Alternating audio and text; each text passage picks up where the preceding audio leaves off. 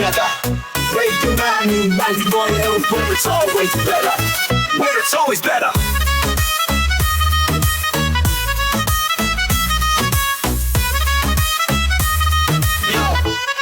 Yo, सुबह का सूरज या शाम का रंग, we bring you joy हर जुबान का धन। Community की बात हम है आपके साथ, let's spread the love, चलो मिल के साथ। Tune in, turn up, दिल से बात करो, Radio Manu 92 FM के साथ चलो। Every voice counts, हर लम्हा यहाँ, चलो बात करके देखते हैं, let's all shine on। Yo, let's all go। सेहत की बात और dreams to share, Radio Manu 92 FM, we're always there. From unity to joy, we bring the light. Every word, every tune makes everything right. Listen up, it's time to unite. Radio Manu 92 FM, shining bright. Dill se suno, we love and care. चलो बात करके देखते हैं, let's take it there. So come along for the ride. Radio Manu 92 FM, we're by your side. चलो बात करके देखते हैं, your voice, your guide.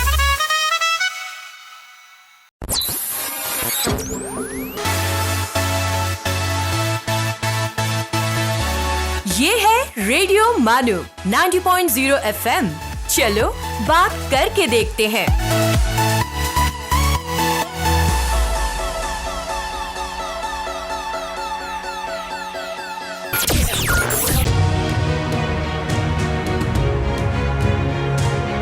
This is Radio Manu 90.0 FM, presenting Know Your Heritage.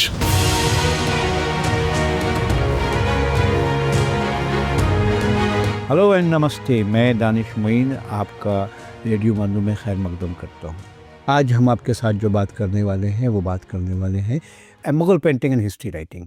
ये एपिसोड है जिसके साथ हमारे एक्सपर्ट जो आज बैठे हुए हैं, रिसोर्स पर्सन हैं, वो डॉक्टर इकरामुल हक हैं। इकरामुल हक साहब यहाँ डिपार्टमेंट ऑफ हिस्ट्री मानू में एक असिस्टेंट प्रोफेसर के तौर पर काम कर रहे हैं और इनका काम इंटेलेक्चुअल हिस्ट्री पर है, लेकिन आज इनसे जो बातें होंगी वो सिर्फ और सिर्फ मुगल पेंटिंग और हिस्ट्री राइटिंग पर होगी।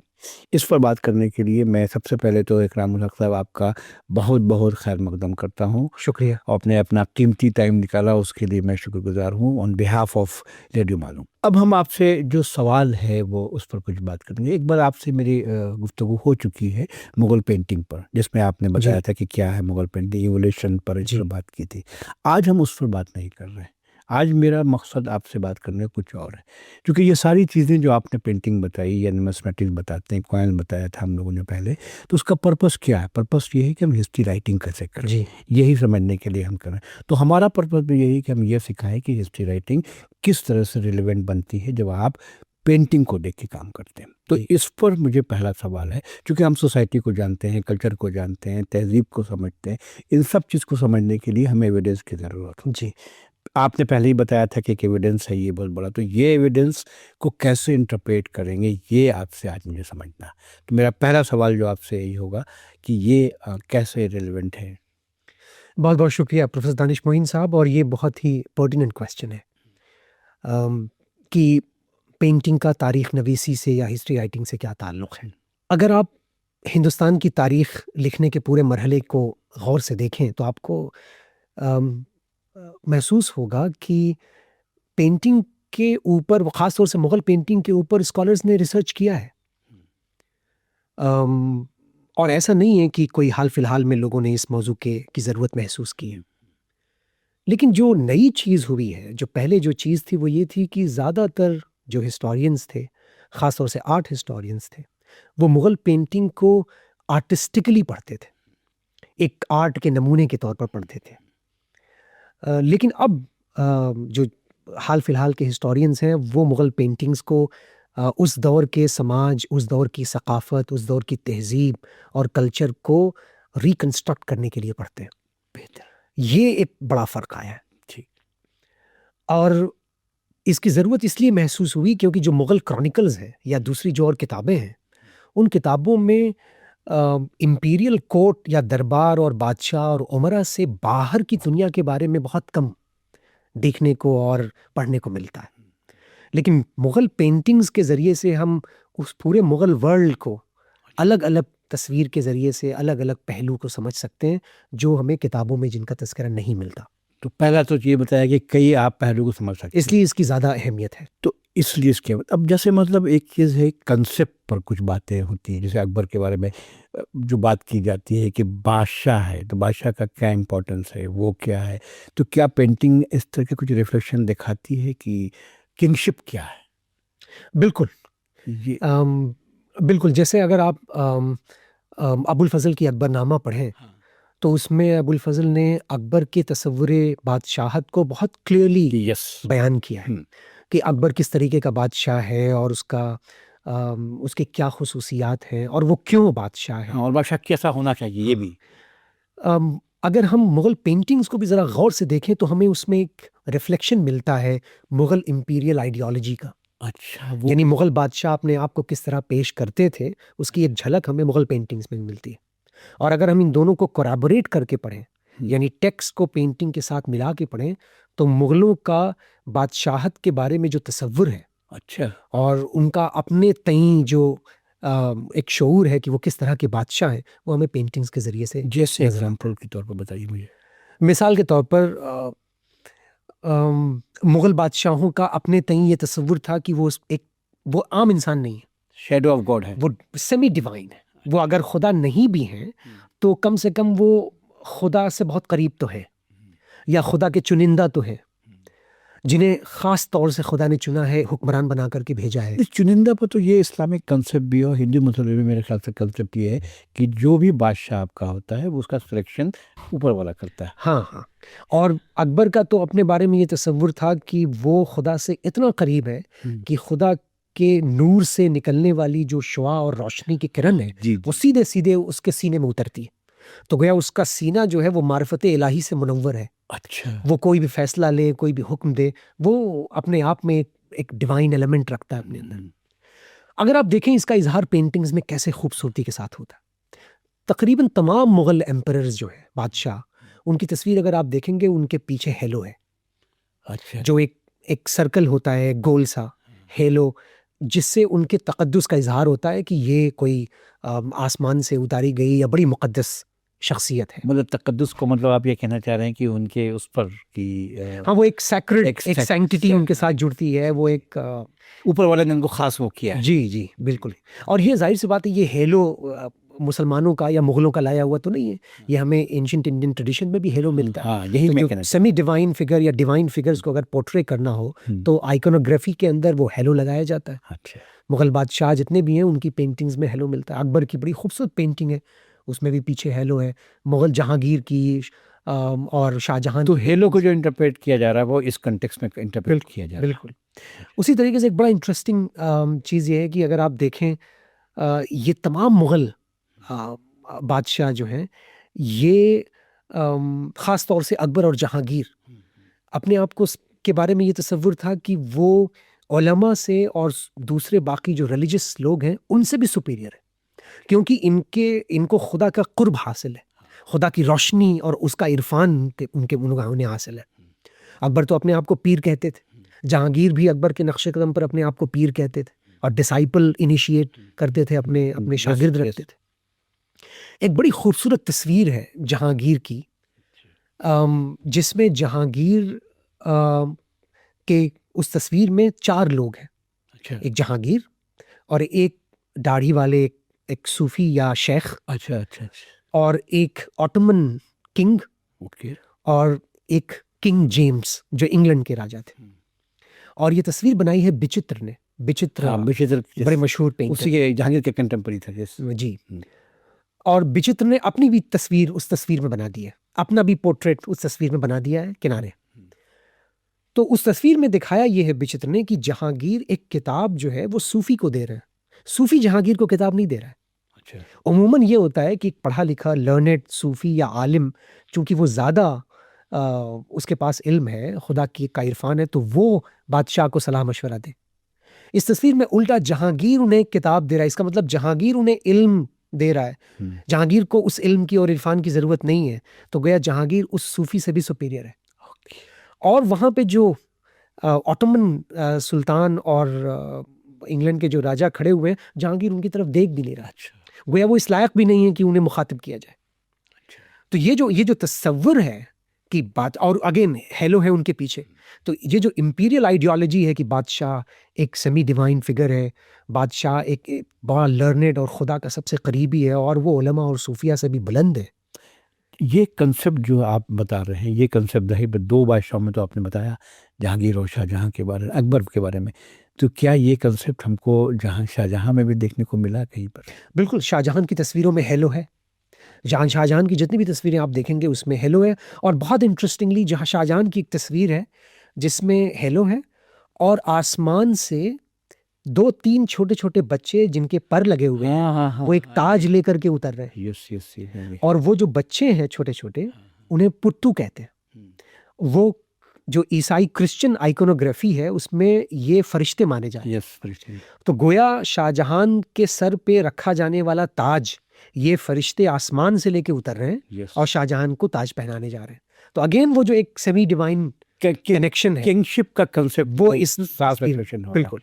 अच्छा, अब मैं दूसरी तरफ आपको लेके चलना चाहता हूँ कि एक और चीज़ कंसेप्ट पर आया था, मुझे याद है, मैंने पढ़ा है कहीं पर कि जहांगीर बहुत मशहूर था, concept of justice and all that, chain of justice, something like this. ये चेन ऑफ जस्टिस ज़रा हमें हमारे श्रोता को सुनाइए, इन लोगों को सुनाइए, सुनने वालों को बताइए कि ये जहांगीर का चेन ऑफ जस्टिस क्या है। इसको बहुत, क्योंकि इसका डिबेट भी बहुत है, हिस्टोरियंस में भी बात काफ़ी है।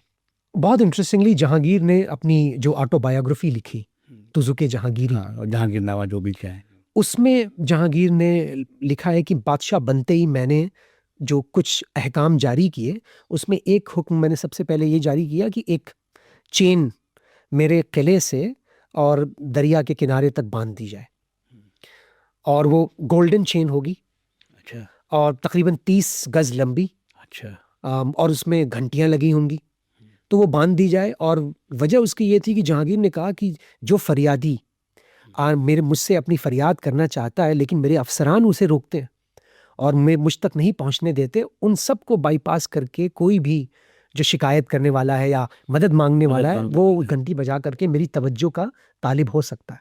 और वो फोर्ट के बाहर, हाँ, वो किले से बाहर, किले से बाहर, उसका एक सिरा दरिया के किनारे और एक सिरा जहांगीर के बिल्कुल ऊपर वो बंधा हुआ है। और इसकी तस्वीरें भी मिलती हैं। और इंटरेस्टिंग बात यह है, जैसे आपने कहा कि कुछ डिबेट्स हैं, कुछ हिस्टोरियंस ने कहा कि ये जो चेन ऑफ जस्टिस है ये कोई ऐसे ही बस जहांगीर ने बढ़ा चढ़ा करके एक चीज़ का जिक्र कर दिया, ये कोई चेन ऑफ जस्टिस ऐसी थी हुई नहीं। लेकिन अगर आप गौर से उस ज़माने के मिनिएचर पेंटिंग्स देखें, ख़ास तौर से जिसमें जहांगीर का डिपिक्शन है, तो उसमें चेन ऑफ जस्टिस भी उस तस्वीर में दिखता है, बिल्कुल दिखता है। बावजूद इसके कि जो कंटेम्प्रेरी ऑब्जर्वर्स हैं, यानी जो यूरोपियंस हैं, जो जहांगीर के दरबार में मौजूद थे, वो भी लिखते हैं कि एक चेन ऑफ जस्टिस थी, जंजीर आदल जिसे कहते हैं, मतलब जंजीर के अलावा और भी जगहों पे मौजूद है। अच्छा, ये सिर्फ एग्जैजरेटेड क्लेम नहीं है, ये एक हकीकत थी कि जहांगीर ने वाकई एक जंजीर अपने महल से लटका रखी थी जिसमें घंटियां थीं ताकि लोग उसको, और ये जो कॉन्सेप्ट ऑफ जस्टिस है ये मुगलों के बादशाहत के नज़रिए का कोर है। अच्छा, इसी वजह कर उसने चेन, हाँ, मुगल बादशाह अपने आप को जस्ट किंग के तौर पर समझते थे, आदिल, हाँ, जिसको आदिल बादशाह, बिल्कुल आदिल बादशाह। यहाँ पर एक छोटा सा ब्रेक लेना पड़ेगा हमें विक्रम साहब, फिर मैं हाजिर होता हूँ। आप श्रोताओं से ये अपील है कि आप कहीं नहीं जाइए, बस मैं 2 मिनट में आपके सामने हाजिर होगा। आप सुन रहे हैं नो योर हेरिटेज, रेडियो मानू 90.0 FM का हिस्ट्री एंड हेरिटेज शो।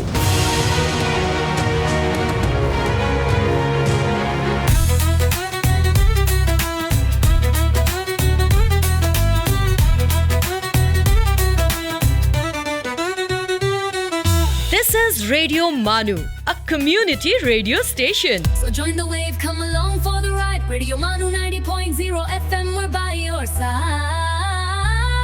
चलो बात करके देखते हैं. Your voice, your guide.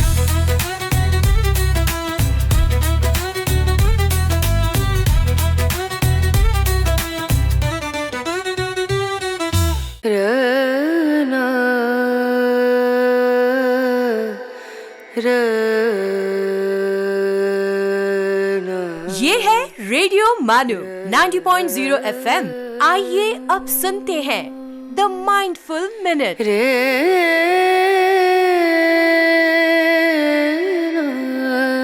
Vincent van Gogh said, and I quote him, "I would rather die of passion than of boredom."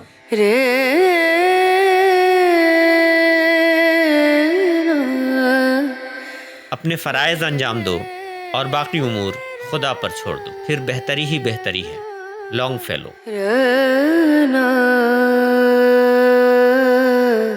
काका कालेलकर ने कहा था, स्वयं संस्कृति का मूल है विलासिता, निर्बलता और चाटुकारिता के वातावरण में ना तो संस्कृति का उद्भव होता है और ना विकास।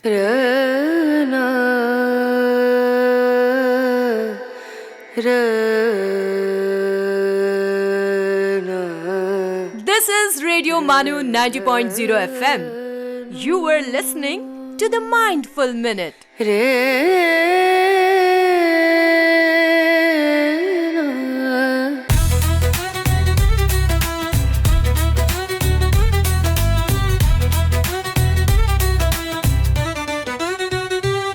For sales, marketing and brand promotions, write to us on Radio Manu at manu.edu.in.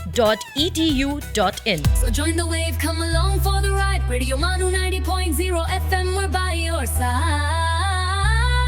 चलो बात करके देखते हैं. Your voice, your guide.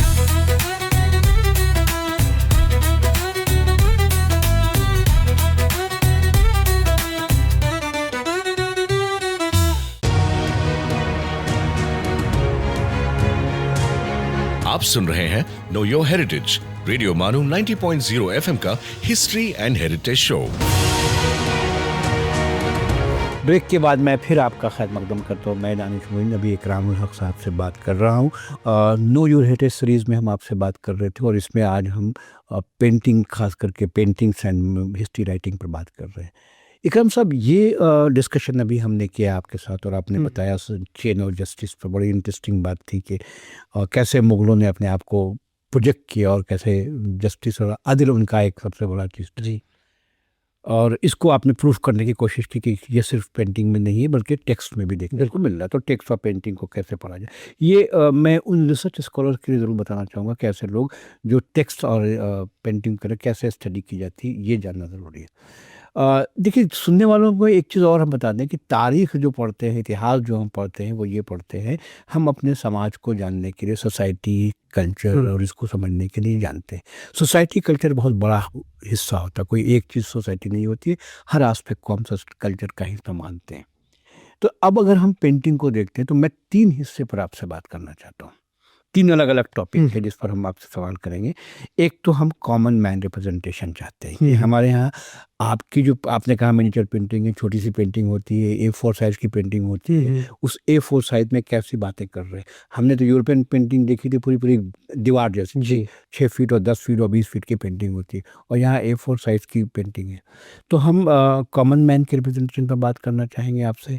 हम आपसे सोल्जर्स के रिप्रेजेंटेशन पर देखना चाहेंगे कि सोल्जर को कैसे दिखाया गया पेंटिंग में, और एक हम विमेन पर ख़ास आपसे बात करेंगे कि विमेन रिप्रेजेंटेशन को कैसे दिखाया गया।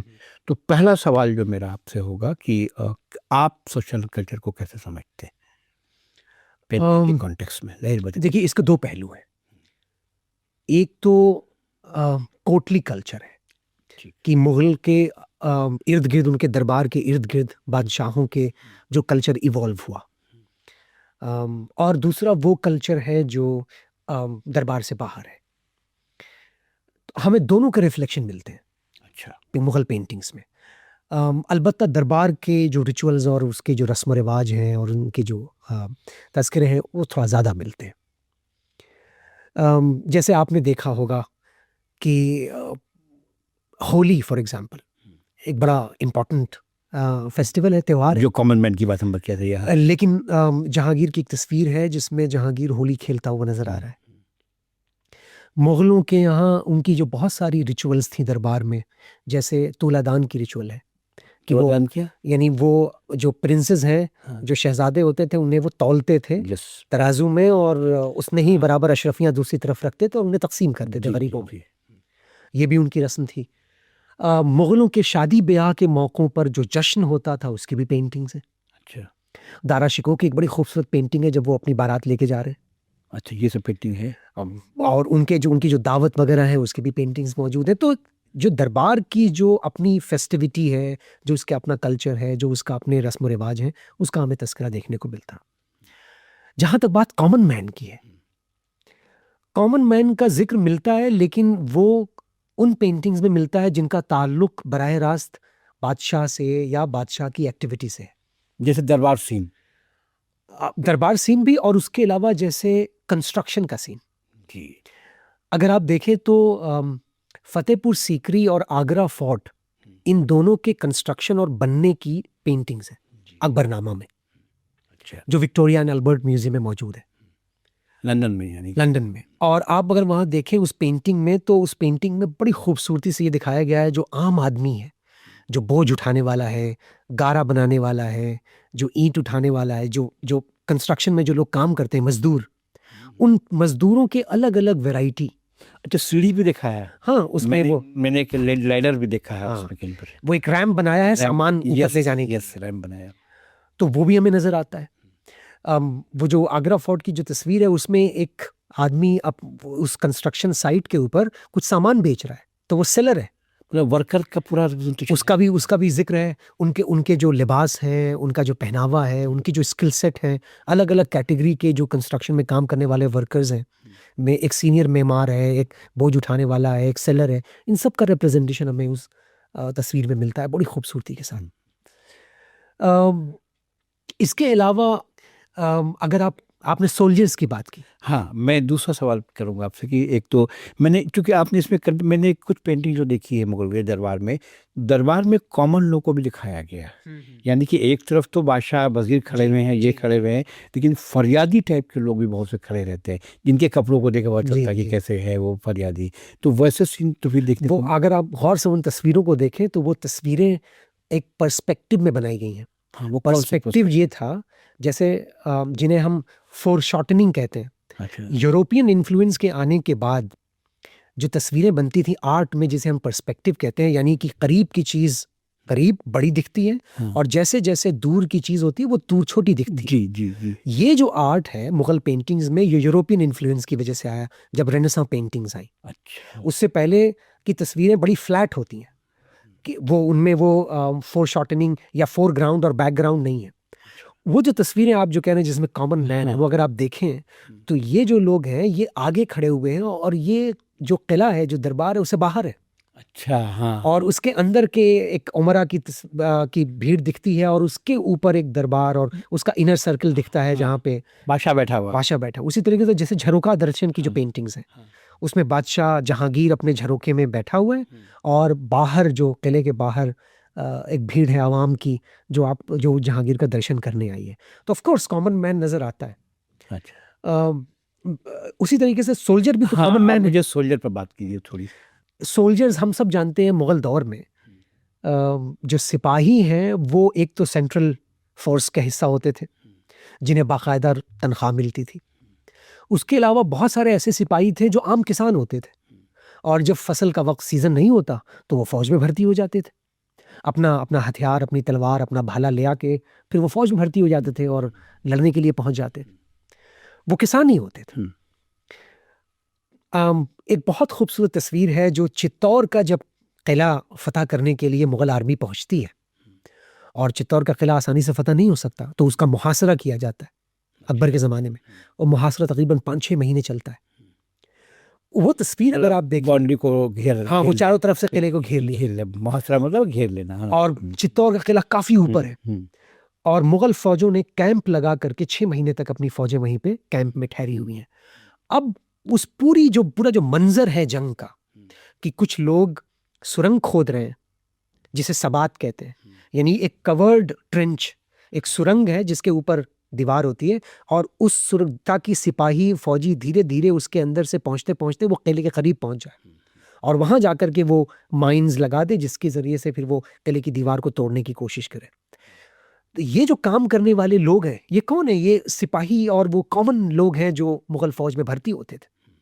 अगर आप वो और गौर से देखें चित्तौड़ के सीज की पेंटिंग्स, तो उसमें आपको बहुत सारे आम सिपाही, कोई तलवार लिए हुए है, कोई शील्ड लिए हुए है, कोई बंदूक लिए हुए है, कोई भाला लिए हाँ, हुए तो है। मेरा यही सवाल था जो भी आपने कहा कि अगर हम उसकी बात करते हैं तो हम आर्म्स को भी देखते हैं। जब हम स्पीकर की बात करते हैं तो ये इंटरप्रिटेशन हम कर सकते हैं कि क्या क्या असलहा इस्तेमाल हो रहा है। बिल्कुल सिर्फ घोड़े नहीं है, घोड़े के साथ साथ सिपाहियों के पास तलवार कैसी है, सिपाहियों के पास भाला है कि नहीं। बिल्कुल। तो वो एक चीज़ है जो स्टूडेंट या स्कॉलर जो उसको देख सकता है। जो आपने चूंकि सामान की बात कही तो मुझे एक बड़ी इंटरेस्टिंग पेंटिंग याद आ गई। जहांगीर की पैदाइश का मंजर, उसकी तस्वीर है जहांगीर जब पैदा होता अच्छा। है। उस वक्त सलीम है ऑफ कोर्स। अगर आप वो तस्वीर देखेंगे तो ऊपर के खाने में तस्वीर के हिस्से में जहांगीर है और उनकी मदर है, और उनके इर्द गिर्द 3-4 कुछ औरतें हैं, और एक औरत है जो सिलबट्टे पे कुछ पीस रही है। अच्छा। और बाकायदा सिलबट्टा आप देख सकते हैं। अच्छा, ये नहीं कि जो और एक वहीं पास में एक अंगीठी रखी हुई है, वो आप देख सकते हैं। एक आफ्ताबा रखा हुआ है, वो आप देख सकते हैं। आफ्ताबा क्या? जैसे पानी रखा जाता है। अच्छा अच्छा। तो इस तरीके की चीजें जो कॉमन चीजें होती थी, आम चीजें होती थी, जिनका इस्तेमाल होता था रोजमर्रा में, और वो वहाँ पर वो वहां पे उस तस्वीर में बहुत साफ नजर आती है। अच्छा, ये बड़ी इंटरेस्टिंग बात है ये। अच्छा, एक चीज़ तो शायद हकीकत तो ये है कि जब हम बात करते हैं पेंटिंग में, तो पेंटिंग के लिए जब तक आप देखिएगा नहीं तब तक मज़ा नहीं आता। वो सही बात है। मुझे याद है, अब एक बड़ी डिस्कशन की बात थी इससे पहले कि मैं जैसे सवाल पर आऊँ कि इबादत खाना कहाँ पर था। जो एक्सकवेशन हुआ वहाँ पर लाल किला, रेड फोर्ट के अंदर वहाँ इसमें, और के मोहम्मद और आरसी गौर साहब का वो था, तो उसमें पेंटिंग की मदद से ही तो फाइनल किया गया था कि this was the place where Ibadat Khana was there. हाँ। तो किस तरह से इंटरप्रेट करते हैं, और मगर ये है कि अगर पेंटिंग पढ़ना है तो पेंटिंग को देख के ही पढ़ना पड़ेगा, संत की नहीं। हाँ, तो ये एक बड़ी इंटरेस्टिंग चीज़ है। तो इबादत खाना का जो जिक्र आया है, मैं जो बात कर रहा था, तो उस पर थोड़ी सी कुछ इबादत खाना की भी बड़ी एक तस्वीर है जिसमें अकबर इबादत खाना में बैठे हुए हैं और जो रिलीजियस स्कॉलर्स हैं उनसे इंटरेक्ट कर, उसकी तस्वीर है ना, उसकी तस्वीर है, बड़ी खूबसूरत तस्वीर है। उसमें जेजुइट जो पादरी हैं, जो उस वक्त अकबर के दरबार में आ चुके थे, ईसाई पादरी, उनकी भी तस्वीर है। वो काला कपड़ा पहने हुए हैं और काली टोपी लगाए हुए हैं, बिल्कुल पादरी लगते हैं, और बाकी उलमा और दूसरे लोग हैं, दाढ़ी वाले लोग। हाँ, और अकबर उनके साथ इंटरेक्शन कर रहा है, वो तस्वीर मौजूद है। एक सवाल और है, इससे पहले कि मैं आपको एक छोटे से ब्रेक के लिए भी जाना पड़ेगा, और ब्रेक के बाद मैं फिर आपके सामने हाजिर होऊंगा। दोस्तों, हम यहाँ पर रुक रहे हैं एक छोटे से ब्रेक के लिए, फ़ौरन वापस आते हैं, आप कहीं नहीं जाइए। You are listening to Know Your Heritage, Radio Manu 90.0 FM's show on history and heritage.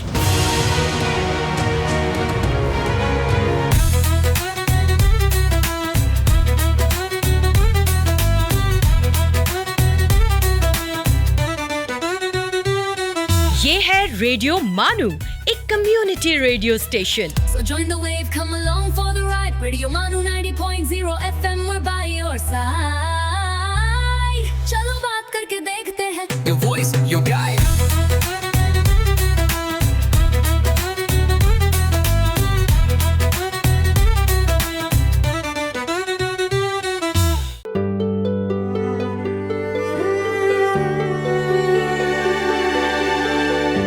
Let's listen to अर्ज किया है। आदाब, मैं हूं आपका दोस्त डॉक्टर हशमत। अर्ज किया है में आज हम गुफ्तगू करेंगे असरारुल हक मजाज की। खूब पहचान लो असरार हूँ मैं, जिनसे उल्फत का तलबगार हूँ मैं। असरारुल हक मजाज उर्दू के तरक्की पसंद शोरा में अपने ज़माने के सबसे मशहूर व मकबूल शायर थे। अलीगढ़ मुस्लिम यूनिवर्सिटी में तालिब इल्मी के ज़माने में ही मजाज लाखों तलबा, असातिज़ा और उर्दू के आशिकों के दिलों की धड़कन थे। असरारुल हक मजाज की पैदाइश 19 अक्टूबर 1911 में रुदौली में हुई। उन्होंने आगरा और अलीगढ़ में तालीम हासिल की। मजाज एक ज़हीन और सीमाबी कैफियत के इंसान थे, लेकिन उनका दिल तालीम में नहीं लगता था। बीए के बाद एमए में दाखिला लिया, लेकिन दरमियान में ही तालीम अधूरी छोड़कर मुलाजमत के लिए दिल्ली चले गए, जहां उन्हें ऑल इंडिया रेडियो के रिसाले आवाज़ के लिए सब एडिटर की मुलाजमत मिल गई। दिल्ली में 1 साल तक उन्होंने मुलाजमत की, फिर मुलाजमत ख़त्म होने के बाद लखनऊ वापस चले गए। कुछ दिनों हफ्तेवार अखबार हिंदुस्तान में माविन की हैसियत से काम किया। सरदार जाफरी और सिब्त हसन के साथ मिलकर तरीक़ी पसंद माहनामा नया अदब जारी किया। ये उस दौर का बहुत बाअसर माहनामा था जो लखनऊ से जारी हुआ। उनके 2 शेरी मजमूए आहंग और शबताब यादगार हैं। उनकी सबसे मशहूर नज़्म आवारा है। ये नज़्म बड़े शहरों में रहने वाले एक ऐसे नौजवान की तमसील है जहाँ सिर्फ दौलत से सारी खुशियाँ हासिल की जा सकती हैं। शहर की रात और मैं नाशात वो नाकारा फिरूं, जगमगाती जागती सड़कों पे आवारा फिरूं, गैर की बस्ती है कब तक दरबदर मारा फिरूं, ऐ गमे दिल क्या करूं, ऐ वहशत दिल क्या करूं। इसके अलावा नूरा और नज़र अलीगढ़ भी अपने अहद की मकबूल तरीन नज़में हैं। मजाज की सबसे बड़ी खुसूसियत यह है कि उनकी शायरी तरक्की पसंद फ़िक्र की एक उम्दा मिसाल है। मजाज रूमानवी तबीयत के इनकलाबी शायर थे। तेरे माथे पे ये आंचल बहुत खूब है, लेकिन तो इस आंचल से एक परचम बना लेती तो अच्छा था। मजाज को शिद्दत से शराब नोशी की आदत थी। मजाज ज़िंदगी में 3 मरतबा 1940, 1945 और 1952 में दिमागी दौरों का शिकार हुए और बिलाखिर 5 दिसंबर 1955 में सिर्फ 44 साल की उम्र में इंतकाल कर गए। आप सुन रहे थे अर्ज़ किया है डॉक्टर हशमत के साथ। कल आपसे फिर मुलाकात होगी। आदाब।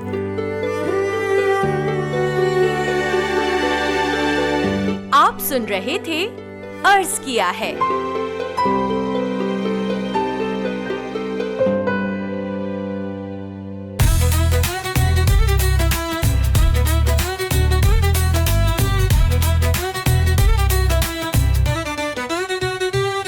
सेल्स, मार्केटिंग और ब्रांड प्रमोशंस के लिए हमसे राब्ता करें radiomanu@manu.edu.in पर। So join the wave, come along for the ride. Radio Manu 90.0 FM, we're by your side. चलो बात करके देखते हैं। Your voice, your guide.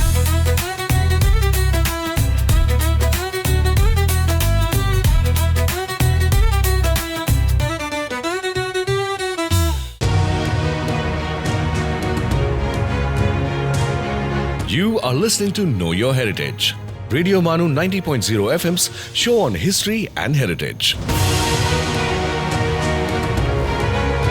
Break के बाद आपका फिर खैर मकदम है हमारे show know your series, know your heritage के सीरीज़ में। आज हम बात कर रहे हैं डॉक्टर इकराम हक साहब से, और इकराम हक साहब डिपार्टमेंट ऑफ हिस्ट्री में यहाँ पर असिस्टेंट प्रोफेसर हैं। चूँकि मैं विमेन पर काफ़ी वो चाहता हूँ बात करना आपसे, और जब हम पेंटिंग की बात करते हैं तो विमेन रिप्रेजेंटेशन को किस कॉन्टेक्स्ट में देखा जा रहा है? क्या हमारे मुग़ल की पेंटिंग में कुछ विमेन का रिप्रेजेंटेशन है, और है तो किस तरह से है? इस पर मैं थोड़ा आपसे बात करना चाहता हूँ। ये सवाल आसान भी है और मुश्किल भी है। आसान इसलिए है कि मुग़ल पेंटिंग्स में बहुत सारी औरतों की तस्वीरें और उनके पोर्ट्रेट देखने को मिलते हैं। लेकिन मुश्किल ये है कि उन मुग़ल तस्वीरों में, मुग़ल पेंटिंग्स के अंदर जो औरतें हैं, उनको आइडेंटिफाई करना बहुत मुश्किल है कि वो वाकई है या नहीं है। आम औरतें बहुत आसानी से मुग़ल पेंटिंग में नज़र आती हैं। मैंने अभी आपको जो एग्जाम्पल दिया था कि आगरा का किला बन रहा है, और उस किला बनते वक्त या फतेहपुर सीकरी का किला बन रहा है, और उसमें जो लोग काम कर रहे हैं उसमें औरतें भी शामिल हैं। और ये कोई आज की बात नहीं है कि औरतें कंस्ट्रक्शन साइट पे काम कर रही हैं और बोझ उठा रही हैं। उन तस्वीरों में भी औरतें बोझ उठाते हुए नज़र आती हैं। यस। तो आम औरतें बहुत साफ तौर पर हमें दिख रही हैं कि वो मजदूर की हैसियत से काम कर रही हैं। हमें डांसर्स देखने को मिलती हैं मुग़ल मिनिएचर पेंटिंग्स के अंदर, कि दरबार में कोई जश्न का माहौल है और डांसर्स हैं जो डांस कर रही हैं। रॉयल जो हरम की जो औरतें हैं, वो इस तौर पर मुग़ल पेंटिंग में मौजूद नहीं है कि हम उन्हें आइडेंटिफाई कर सकें। जैसे नूरजहाँ का एक बताते हैं कि वो एक गुलाब देते हुए, या ये सब बात की पेंटिंग्स हैं। अच्छा, ये इन्हें हम आइडियलाइज पेंटिंग कहते हैं। आइडियलाइज पेंटिंग का मतलब ये हुआ कि मुसव्विर को नूरजहाँ तक एक्सेस नहीं है, लेकिन उसने नूरजहाँ की एक आइडियल तस्वीर बनाई है। एक्चुअली शी इज नॉट, मुसव्विर ने उसे नहीं देखा है, लेकिन उसने उसकी एक आइडियल तस्वीर बनाई है कि ऐसी खूबसूरत औरत रही होगी। या है। और ये कंटेम्प्रेरी नहीं है बात। हाँ, ज़्यादातर नूरजहाँ की जो तस्वीरें हैं वो बाद में बनी हैं। एक तस्वीर है जिसके बारे में प्रोफेसर रूबी लाल का ख्याल है कि उसमें गुलबदन बानो बेगम है, लेकिन उनका सिर्फ ख्याल है, वो भी नहीं पता गारंटी से नहीं है बात कि ये गुलबदन बानो बेगम है। वजह उसकी बेगम जो हुमायूं की बहन थी, हाँ, जो बाबर की बेटी थी, अकबर की, जिन्होंने वो लिखा है ना हुमायूं नामा। जी बेशक। और उसकी वजह ये है, प्रोफेसर कविता सिंह जो बहुत बड़ी आर्ट हिस्टोरियन थी, गुजर गई, और जो जवाहरलाल नेहरू यूनिवर्सिटी के centre for arts and aesthetics में प्रोफेसर थी, और मुगल आर्ट हिस्ट्री पे उनका बड़ा ज़बरदस्त काम है। वो इस पे बात करते हुए एक दो चीज़ कहती हैं जो शायद हमारे सुनने वालों को दिलचस्प लगे। वो ये कहती हैं कि आप अकबर से लेकर के जहांगीर, और ख़ास तौर से जहांगीर और शाहजहां के ज़माने में जो मुग़ल पेंटिंग्स के अंदर औरतें नज़र आ रही हैं, अगर आप उन्हें गौर से देखें, वो सारी औरतें एक ही तरह की नज़र आ रही हैं। अच्छा। उनके चेहरे वैसे ही हैं, उनकी बनावट वैसे ही है, उनका जिस्म वैसे ही है, उनके कपड़े वैसे ही हैं। तो प्रोफेसर कविता सिंह का कहना है कि यहाँ कुछ तो ऐसा है जो शायद सही नहीं है। और उन्होंने ये कहा कि ये गोया कि मुग़ल पेंटर्स ने औरतों को लोगों के सामने लाया तो, लेकिन लोगों की नज़रों से ओझल कर दिया, क्योंकि वो उन औरतों को लोगों के सामने पेंटिंग के जरिए पेश नहीं किया जो वाकई थी। हाँ। उसने एक आइडियल टाइप पेश कर दिया, एक खूबसूरत, अच्छी लगने वाली डांसर और औरत को उन्होंने तस्वीरों में दिखा दिया, और तकरीबन हर औरत एक दूसरी औरत की तरह लग रही है, जो कि नहीं होगा। जबकि मर्दों के अगर आप पोर्ट्रेट देखें तो जहांगीर और शाहजहां, उनका तो हॉलमार्क और उनकी सबसे बड़ी खूबी यह है कि जितने भी उमरा थे उन्हें आप पहचान सकते हैं, क्योंकि हर एक का चेहरा दूसरे से अलग है। वो बहुत खास तवज्जो देते थे, लेकिन औरतों के बारे में उन्होंने ये तवज्जो नहीं दी, खास तौर से जो रॉयल विमेन है।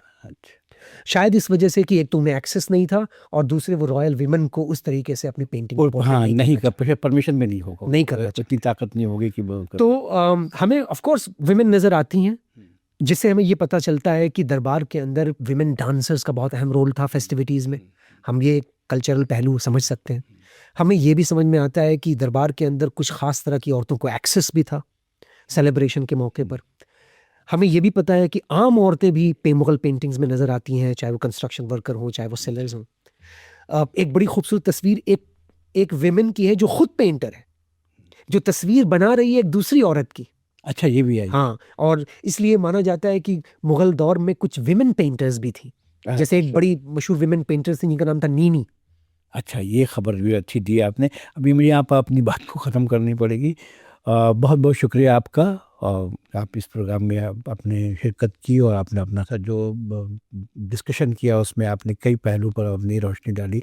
ख़ुसूसन आप कैसे तारीख़ को और पेंटिंग को समझाने की कोशिश की, कैसे पेंटिंग को इंटरप्रेट करते हैं, सोसाइटी को कैसे समझ सकते हैं, कल्चर को कैसे समझ सकते हैं। आपने बड़ा तफसीली अंदाज में ये बताया हमें, हमारे और हमारे श्रोता को, कि भाई ये जो चीज़ें बात होती है कि मुग़ल जो है वो एक जस्टिस की बात कर रहा है, जहांगीर तो चेन ऑफ जस्टिस की बात किया। आपने वो बताया कि एक डिवाइन कंसेप्ट जो आपने बताया वो बड़ा इंटरेस्टिंग चीज़ बताई, जो आप पेंटिंग की तरह समझ सकते हो। और मेरा जो इंटरेस्ट था विमेन पर जो आपने डिस्कशन किया, वो एक बड़ा इंटरेस्टिंग वे में है कि रॉयल फैमिली की औरतें जो फ़ोटो आप देखते वो ऑर्डिनरी है नहीं, वो हो सकता है कि उनका इमेजिनेशन पर है, और उसको आपने कोट किया कविता सिंह की किताब के ज़रिए और कई लोगों को।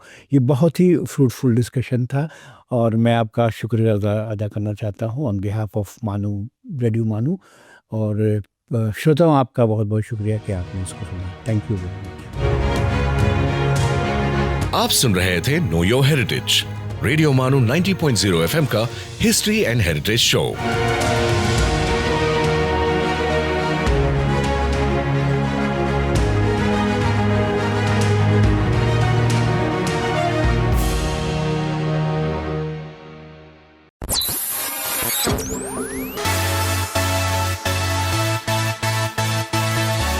दिस इज रेडियो मानू 90.0 FM। चलो बात करके देखते हैं।